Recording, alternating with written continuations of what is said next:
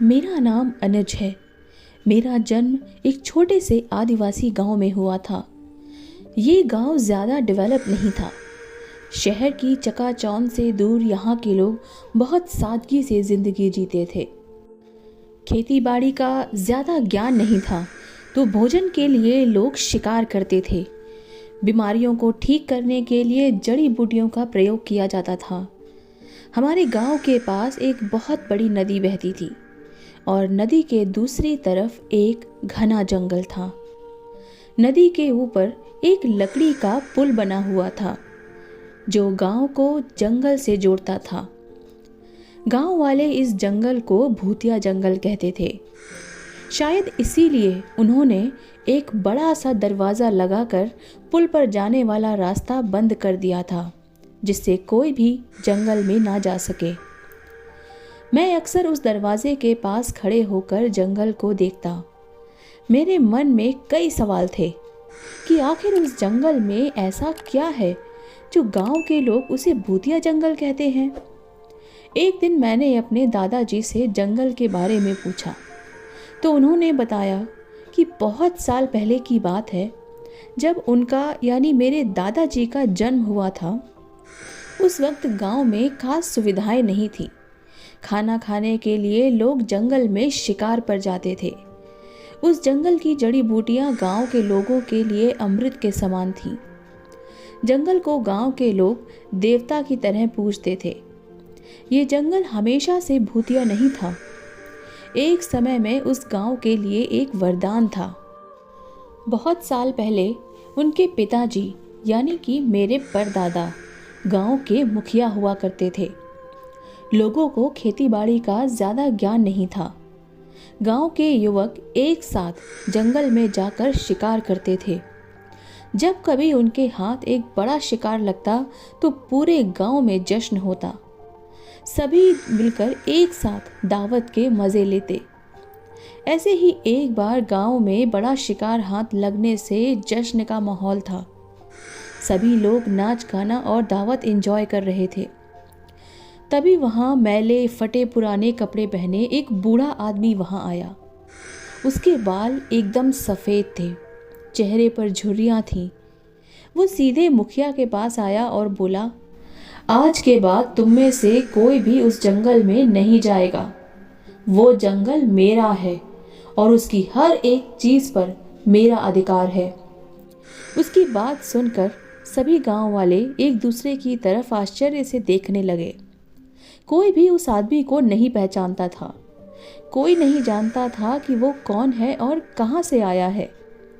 उसकी बात सुनकर गांव के मुखिया को बहुत गुस्सा आया और उसे तुरंत वहां से निकल जाने को कहा। मुखिया की बात न सुनने पर गांव के लोगों ने उसे धक्का देकर निकालने की कोशिश की, जिससे गुस्से में आकर उस बूढ़े आदमी ने मुखिया और गांव वालों को श्राप दे दिया। उसने कहा, आज के बाद जो भी उस जंगल में जाएगा वो कभी वापस नहीं आएगा। इतना कहकर वो आदमी जंगल के अंधेरों में कहीं गायब हो गया।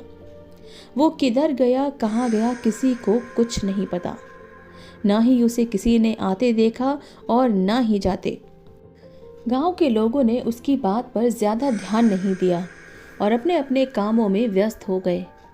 अगले दिन गांव के मुखिया और कुछ गांव वाले जंगल में शिकार के लिए गए।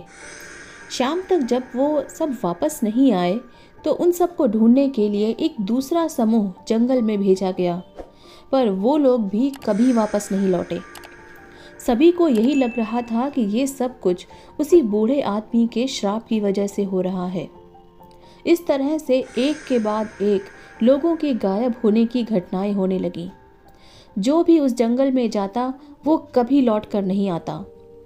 आखिरकार गांव की सुरक्षा को ध्यान में रखते हुए गांव की तरफ पुल पर एक दरवाज़ा लगा दिया गया, जिससे कोई भूलकर भी उस पुल को पार न कर सके। इसी गांव में एक औरत रहती थी जिसका पति भी जंगल में शिकार के लिए गया, पर वो कभी वापस नहीं आया। वो हर शाम पुल पर बने दरवाजे पर खड़े होकर जंगल की ओर देखती रहती और वो देखती है कि उसका पति पेड़ों के बीच खड़ा उसे देख रहा है। अपने पति को देखते ही वो औरत जंगल की तरफ भागी, पर जब तक उसे कोई रोक पाता वो पेड़ों के झुरमुट में कहीं गायब हो गई और दोबारा कभी वापस नहीं लौटी। कई लोगों ने अपने प्रियजनों को उस जंगल में पेड़ों के आसपास खड़े देखा, पर उन लोगों ने उस पुल को कभी पार नहीं किया। दादाजी की कहानी सुनकर मैं बुरी तरह डर गया था, क्योंकि एक दिन पहले तक मैं भी उस जंगल में जाने की योजना बना रहा था। उस दिन से जंगल में जाने का विचार मैंने छोड़ दिया था। दिन गुजरते गए, दिन महीनों में बदल गए और महीने साल में। मेरी शादी हो गई और मेरे 2 बेहद प्यारे बेटे भी थे। बड़ा बेटा 12 साल का और छोटा बेटा 7 साल का। एक दिन मैं घर के बाहर कुछ काम में व्यस्त था। मेरा छोटा बेटा पास ही के मैदान में अपने दोस्तों के साथ खेल रहा था। तभी मुझे किसी ने बताया कि मेरा छोटा बेटा पुल वाले गेट के उस पार चला गया है। ये सुनते ही मेरा कलेजा धक से रह गया। मैं तेज़ी से पुल की तरफ भागा और वहाँ पहुँचकर मैंने जो देखा उसे देखकर मुझे अपनी आँखों पर यकीन नहीं हुआ।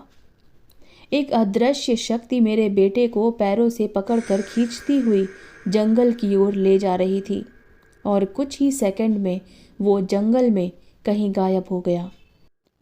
जब तक हम कुछ सोच पाते वो हमारी आँखों से ओझल हो चुका था, पर उसकी चीखें हमें अब भी सुनाई दे रही थीं। मैंने दरवाजे को तोड़ने की कोशिश की, मगर गांव वालों ने मुझे पकड़ लिया। इस घटना ने मुझे अंदर तक तोड़ दिया था। लोग मुझे आकर सांत्वना देते, पर उस घटना को भुला पाना मेरे लिए नामुमकिन था। इस बात को कई साल गुजर चुके हैं। मैं भी अब बूढ़ा हो चला था, पर आज भी उस मनहूस दिन की घटना मेरे दिमाग में ताज़ा है। मैं अक्सर उस गेट के पास जाता हूँ और आज भी मेरा बेटा पेड़ों के पास खड़े होकर मुझे देखता है।